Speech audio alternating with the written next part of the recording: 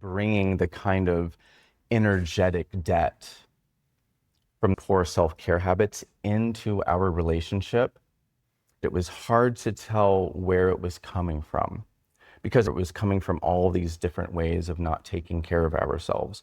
And that our relationship with each other, our relationship with other people was suffering for it in ways we couldn't diagnose and couldn't fix without redesigning our lives around taking care of ourselves, and doing it together for you and I was the key to doing it.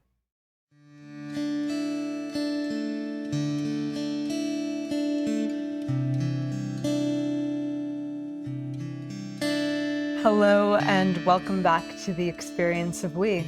I'm Naomi. And I'm Matthew.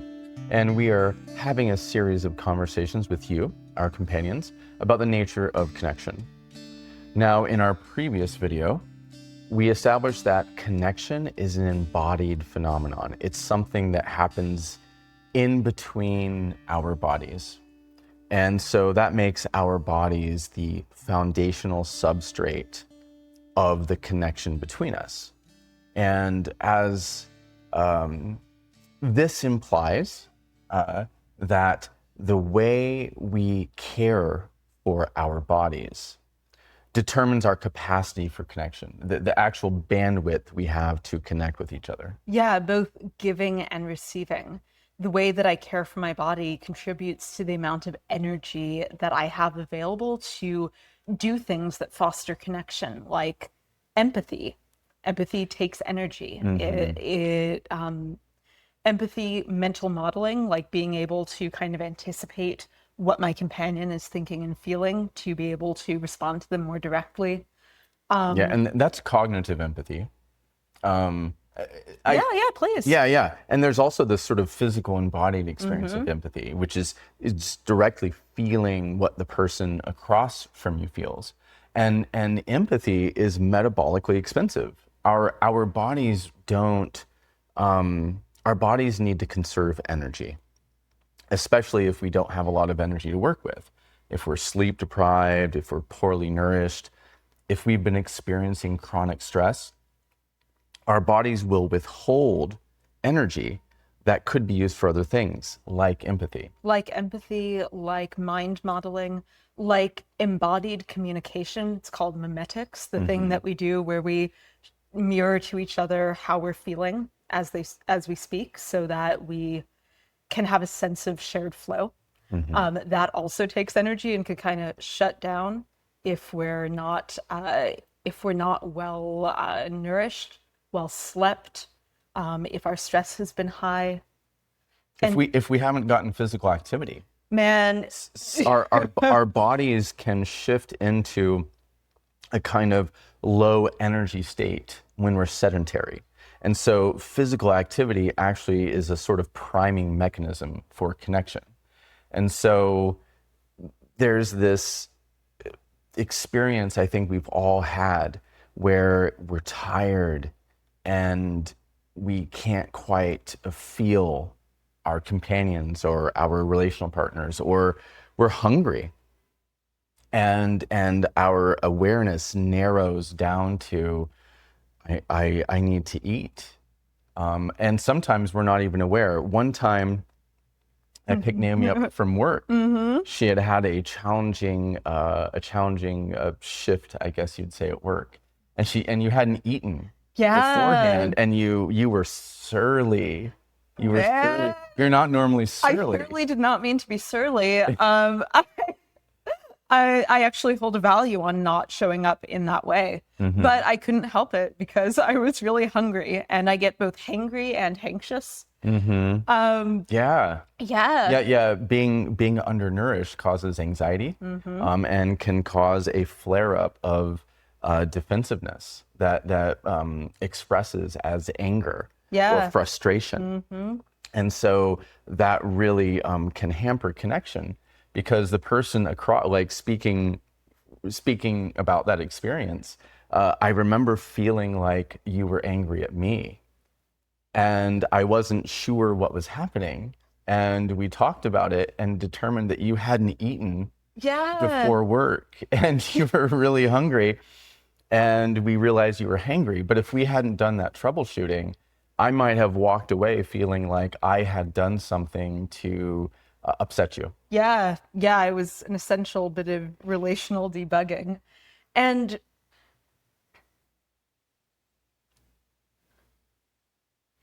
it's both things. And I guess one of the things the hangry example points to is the fact that this can be happening in the background.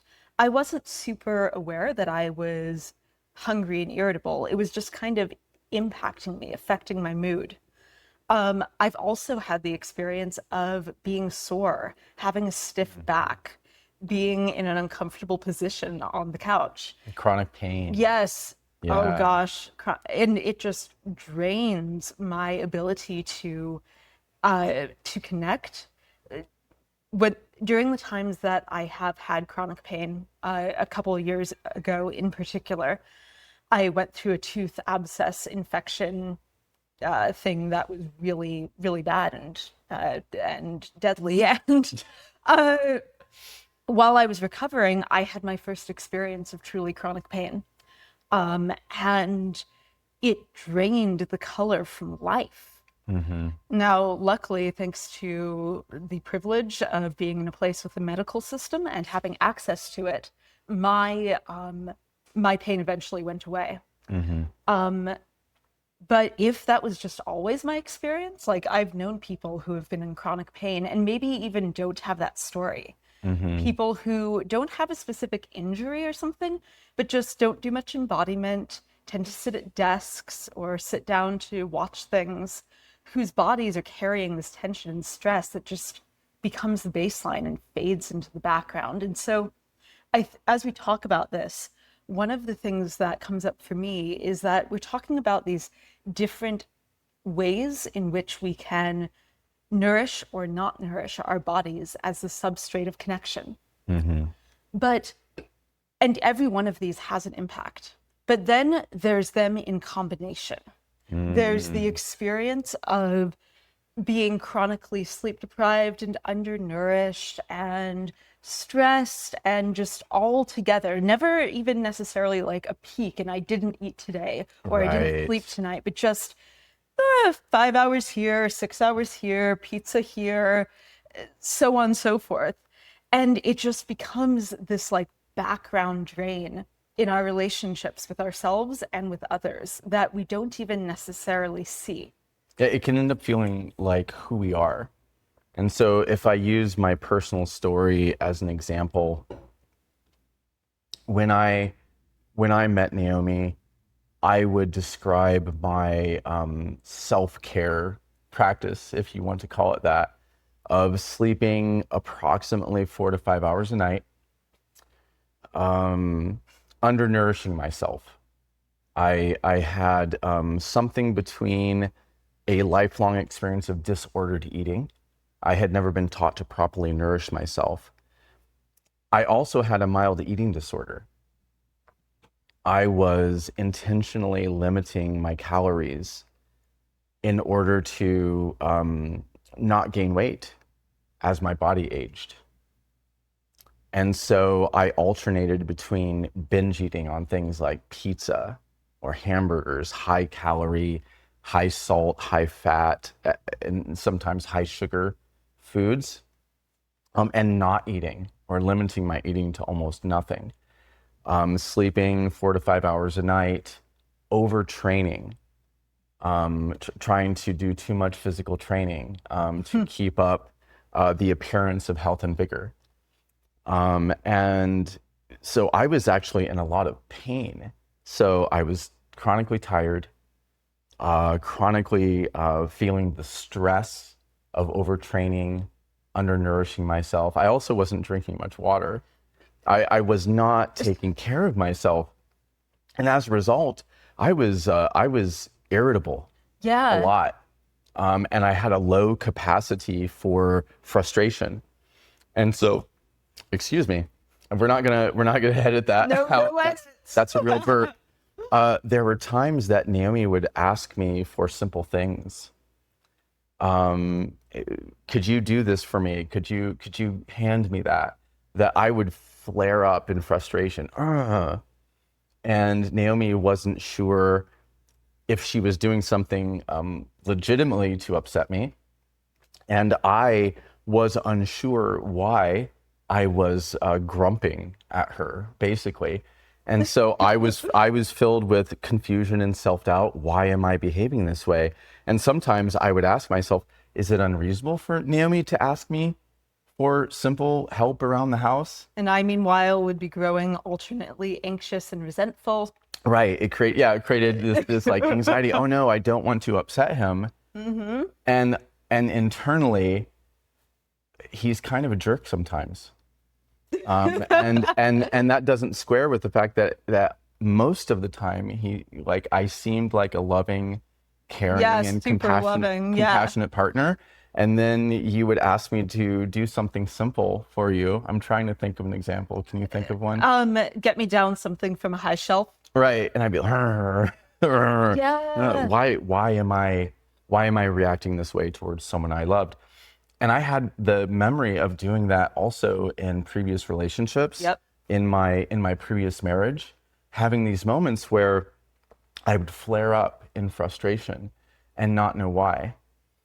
And so as Naomi and I were seeking to find ways to heal our trauma, a lot of the things that we found were based on starting at the foundation of taking care of ourselves. Yeah. In terms of going on a trauma healing journey, there is so much complexity, so much minutia to get into that's there and important in the path. But it can be pretty overwhelming, and it can also be hard to know what's what until we address the foundations, which are making sure that our body is the substrate for connection with ourselves as well as with others, making sure that our bodies have everything that they need to exist at their natural best. And as we're talking about this, one thing that I want to be sure to communicate to you is that we have a lot of understanding and compassion for how hard it can be to create a lifestyle that holistically nourishes our bodies. And so, yes, we advocate for holistic nourishment, exercise, sleep, all the things. And we'll have things about those in particular coming up. So we definitely advocate for them. And there's a way of showing up that can be like, you should be doing this, 5 minutes a day of this. You should be sleeping this much and drinking this much and getting this many hugs a day. And it's not always possible in our current lifestyle for a multitude of reasons. Most notably, and again, this feels like it could be a longer video, but most notably, the time and energy demands on our life, and then the relational presence in our life limits the extent to which we are able to holistically care for our bodies. And so I want to make it clear as we talk about this that we're celebrating and highlighting the importance of caring for our bodies and connection. And it's a journey. Yeah. And it's best experienced as a shared journey, which is part of why we're creating this relational system, because we found that we kind of pulled each other in the directions of our embodied, our patterns of poor self-care. Oh, right. We pulled each other towards poor self-care. Yes, exactly. So when Matthew moved in with me, he had a toothbrushing habit. Yeah, I had established a good pattern of dental hygiene prior to moving in with Naomi, and Naomi had a pattern of poor dental hygiene, and unconsciously, without intention, I started gravitating towards Naomi's dental hygiene habits. And so I went from brushing and water picking 2 to 3 times a day, which I had done for, I guess, close to 15 to 20 years. Wow. I had established, and I had actually worked to establish that habit. It had been a big push.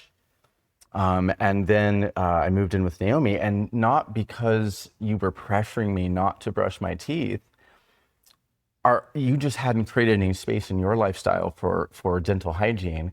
And so as I fit into your life and joined you in it, we didn't have that space anymore. And I fell back into a pattern of poor dental hygiene that I'd worked my way out of previously. Yes, exactly.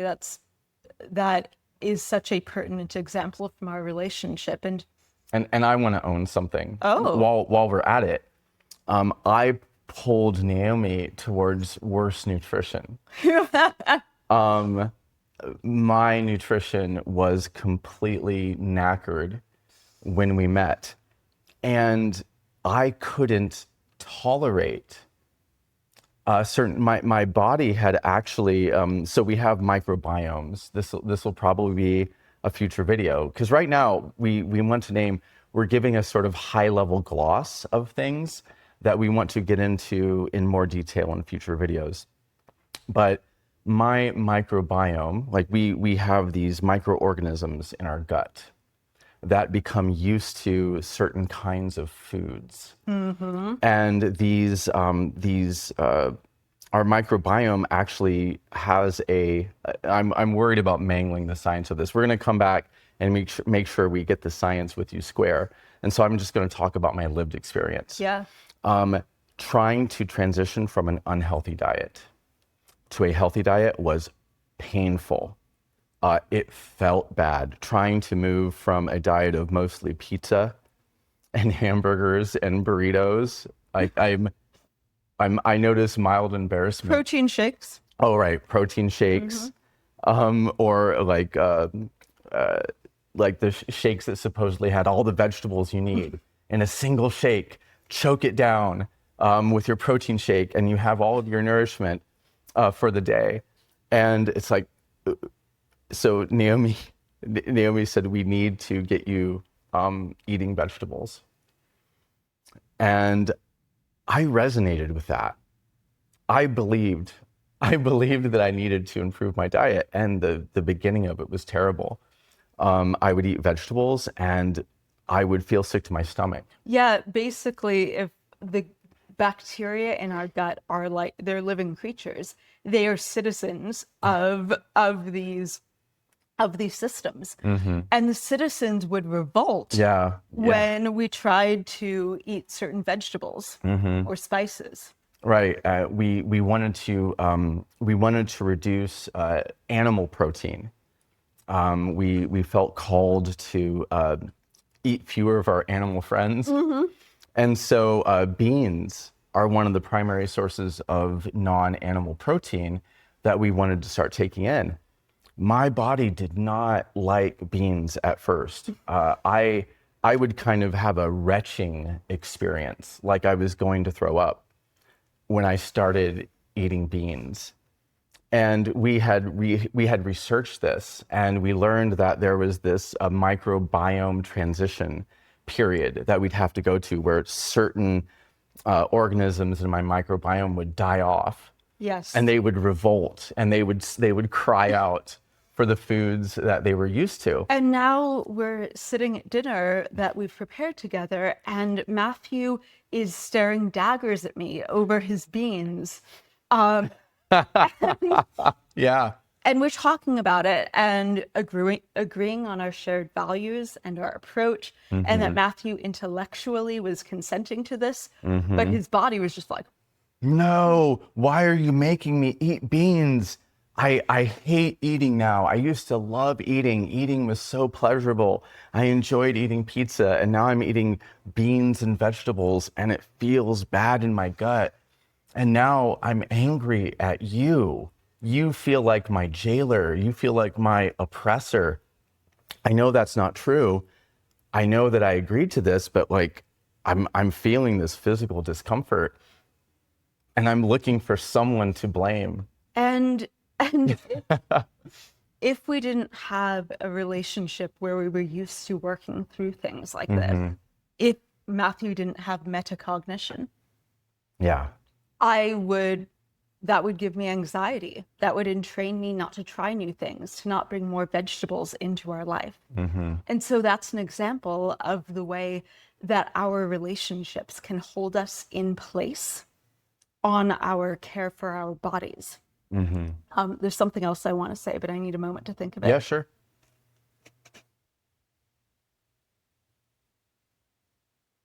Oh, yeah. So for me, as another example, before I met Matthew, I was in a lot of relationships where I felt disempowered, where I felt like I needed to snap to and do what other people wanted to continue being valued and invited and things like that. And so taking time for things like meal prep, where it might be like, well, I can't tonight because I'm meal prepping. Leaving parties in time to get a good night's sleep. If I was starving for social connection, it was pretty hard to do that. And so, yeah, sort of returning to the main thread, as we talk about these ways that the ways that we treat our bodies together impact connection, this isn't a you should be doing this kind of thing, but rather an illustration of what is playing out in our connections. In one of the major factors that determines how our relationships feel and what we can say to each other and what feels possible and our baseline level of safety together. Yeah. So I resonate, Naomi. One of the things that really inhibited me in taking on new, better self-care, better holistic wellness was a sense of shame. Sometimes a sense of finger pointing. When we wanted to reduce the sort of animal protein we took in, there are a lot of people who take on vegetarianism or veganism, and they really want to shame the people who are still participating in eating animal protein, and that feels bad. And one of the things that can happen, I think, is as we discover the need to take care of ourselves and the need to do so because it impacts our relationships. Shame can come up, this sense of urgency. I think that Naomi and I would sometimes notice a major gap in our wellness, what was essentially shared wellness. And we would want to change immediately. When we noticed that we wanted to reduce the amount of animal protein we took in, we tried this rapid shift to vegetarianism. We did. That we weren't able to maintain. It wasn't sustainable. And so we sort of, it felt like we were backsliding into eating animal protein. And we realized, that was one of many points, I think. We realized that trying to make an instant transition from one state of self-care to another state can be unsustainable, and that we're more likely to drift back to old habits if we try to transition too quickly. Yes. And then we can end up hurting ourselves worse.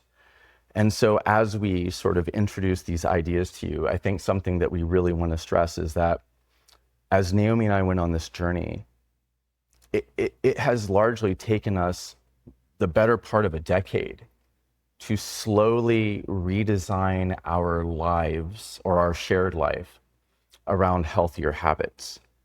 And so every time we tried to take a shortcut, and we tried many shortcuts. Yeah, lots of hard sell conversions. Right, like Big Bang. We're gonna stop doing this, or we're gonna start doing that. And every time we tried to shortcut, every time we gave in to urgency, we ended up back at the starting point. And so as we encourage you, to whatever extent you participate in this channel, we will encourage you to begin redesigning your life around the kind of wellness that builds capacity, not only for personal well-being, but for deeper, more sustainable connection with the people in your life. And at the beginning of that journey, you may find that you only have a little bit of space, because most of us, speaking for me and Naomi, and for most of the people that we know and we've observed, we have very little space for transitioning our lives to healthier ways of being. And some of us have very limited resources for doing so. We understand that a lot of people are resource constrained, especially for things like nutrition. It can be very hard to transition from hyper-processed foods, quick foods, fast foods, to healthier foods. Not only does it take time and effort, but it takes sometimes the shifting of resources. There were things that Naomi and I used to be able to afford financially, that we had to give up to begin transitioning towards healthier eating, which we found, unfortunately, in at least where we are in the United States, it is more expensive to eat whole foods, organic foods, than it is to get our calories from hyper-processed foods. And so there were things that we enjoyed doing in the world, taking trips, going to Burning Man. Yes. Was something that we did a couple times, and we enjoyed it so much that we felt like we wanted to go every year or most years for the rest of our lives, but it's expensive. It takes a fair amount of resources to do that. And we found ourselves faced with a choice. We can undernourish ourselves and do things like go to festivals where we feel alive and we feel like we're a part of a large scale community. Or we can take care of our bodies. We were faced with these hard choices. Yeah, and when we talk about going to Burning Man being unsustainable for us, it wasn't just financially.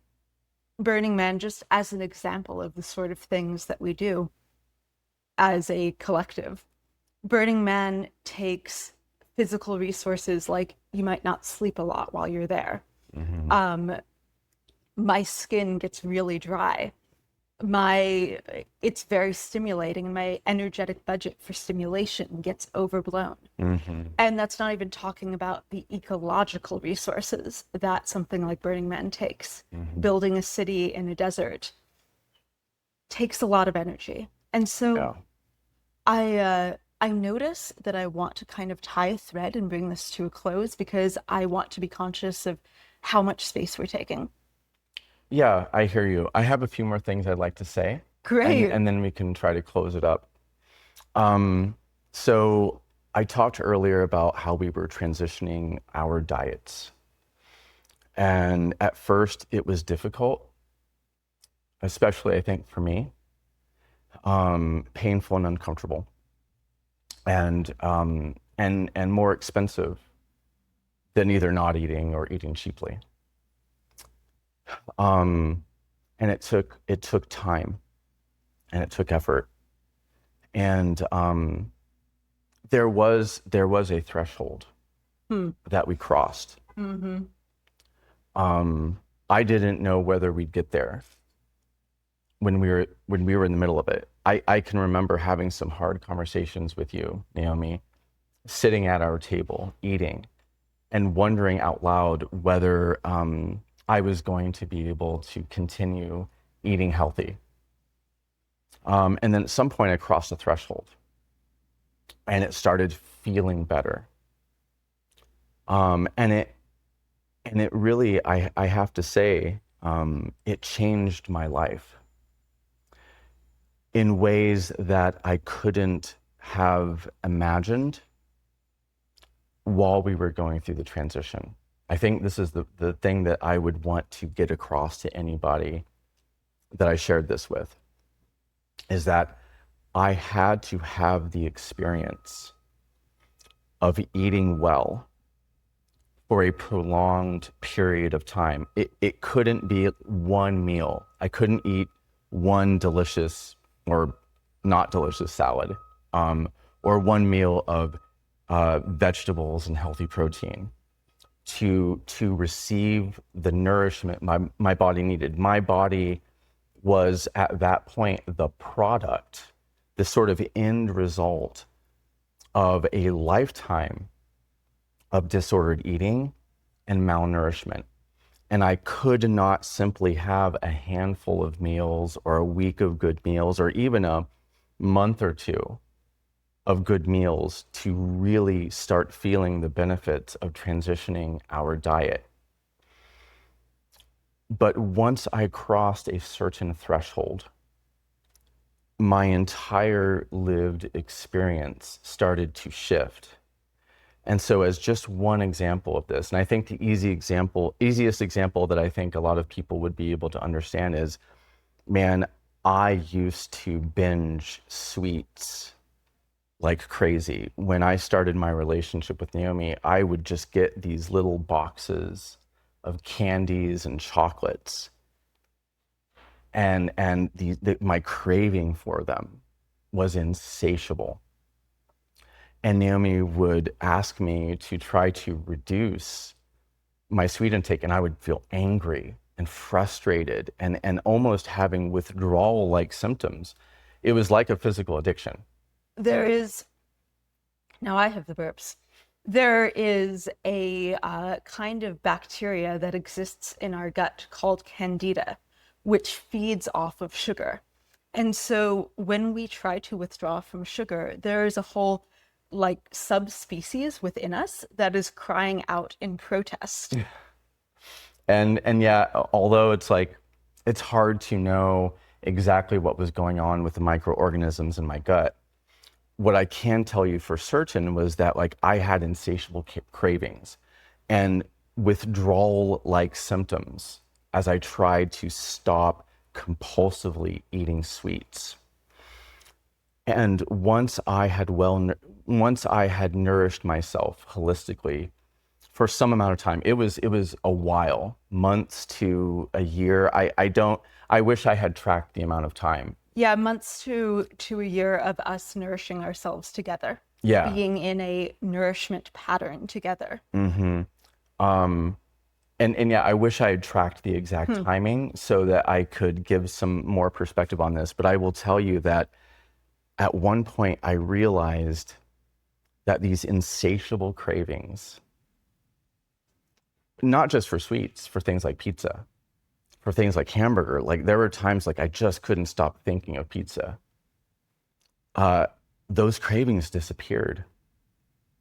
And by and large haven't returned. I still sometimes want pizza. And I get a sort of emotional pop from eating it because I spent so long enjoying it as a main food group. But my life changed, and it does feel better. I think that's the thing that I would want to impress on people, is that the conversion was difficult, physically challenging, Relationally challenging. relationally challenging. It was expensive relative to what I'd eaten before, and it took time and effort. And there was a crossing of a threshold where the quality of my experience improved. My cravings went down. My felt sense of safety and well-being improved, and it showed up in our relationship. I became a more pleasant partner. Yeah. A more pleasant companion. Doing things together became less scary and more creative. Mm-hmm. And I had similar transitions with sleep. I had disordered sleeping most of my life, and I still work on it. But I can tell you, getting on a cycle of regular sleep has I'm more pleasant to be with, I Yeah, think. yeah, by a lot. I'm in a lot less anxiety because I'm Hmm. not anticipating Matthew's body not wanting to give energy that it doesn't have because it hasn't slept or hasn't fed. Hmm. And yeah, from my perspective, just as an example, toothbrushing was a really big anxiety for me. Mm. I got in a pattern of not doing it when I was a child due to trauma that I was experiencing. And I knew I was hurting myself in a long-term way. And I didn't stop. And I was just in this pattern. My trauma was just sucking me in Mm. to this pattern of not caring for myself. And I couldn't break it on my own. And it was this gnawing anxiety in the back of my head of someday this is going to catch up to you. Mhm. Someday this is going to be bad. And it was. I did have a tooth abscess and almost die. And that was actually after Matthew and I had been together quite a few years and we'd collaborated Mhm. on fixing my mouth to the best of our ability and getting in a habit of dental hygiene together. Mhm. And Matthew in particular, I told him, I need you to take this on. I need you to hold this for Mm. me. I notice I can't hold this myself and I need you Mm. to Mhm. initiate us brushing our teeth. Right. Right. Yeah. So, Naomi, my memory is you lived with this sense of dread of the impact of your poor dental hygiene. You knew that there would be a long-term cost to it Hmm. that we would be paying together, and we did. And that was operating behind the scenes. And it was showing up as a sort of generalized anxiety in our relationship that you were afraid for a long time to talk to me about. Yes. And so I didn't even know it was happening. I would sometimes pick up on something being wrong, but I couldn't diagnose it in the same way that I was at times showing up as irritable and angry because of poor sleep and poor nutrition. And it looked like maybe I was irritable at you, or your anxiety seemed like it might be related to me, but I couldn't be sure. And the sort of transitions that we made. So I knew before our relationship I needed to improve my nutrition. I knew before our relationship I needed to take care of my teeth. And we didn't have doing it without collaboration, doing a sort of wholesale redesign of our lives around taking care of ourselves was really hard to do alone, and oftentimes led to us just gravitating back to previous habits and then bringing the kind of energetic debt from those poor self-care habits into our relationship in this way that it was hard to tell where it was coming from, because it was coming from everywhere. It was coming from all these different ways of not taking care of ourselves. And that our relationship with each other, our relationship with other people was suffering for it in ways we couldn't diagnose and couldn't fix without redesigning our lives around taking care of ourselves. And doing it together for you and I was the key to doing it, right? Yeah, that is totally accurate. I just couldn't push the boulder uphill by myself. And so that's actually part of what we want to bring to you, insofar as you want to continue on this journey with us and you feel called to tend to your body as the substrate of connection. Mm-hmm. We want to be a place where you can feel a little joined in the experience of caring for your body and Mm-hmm. caring for yourself in general. We're planning to, at some point down the line, post videos of us doing things like brushing our teeth and doing our physical practice, our embodiment, and stuff like that, so that we can do it together, meal prep. Mm-hmm. And if you if you would like some support, we can be in it together and get in that positive feedback loop Mm-hmm. that enables us to incrementally reorient our lives around wellness. Mm-hmm. I noticed myself being ready to bring to a close.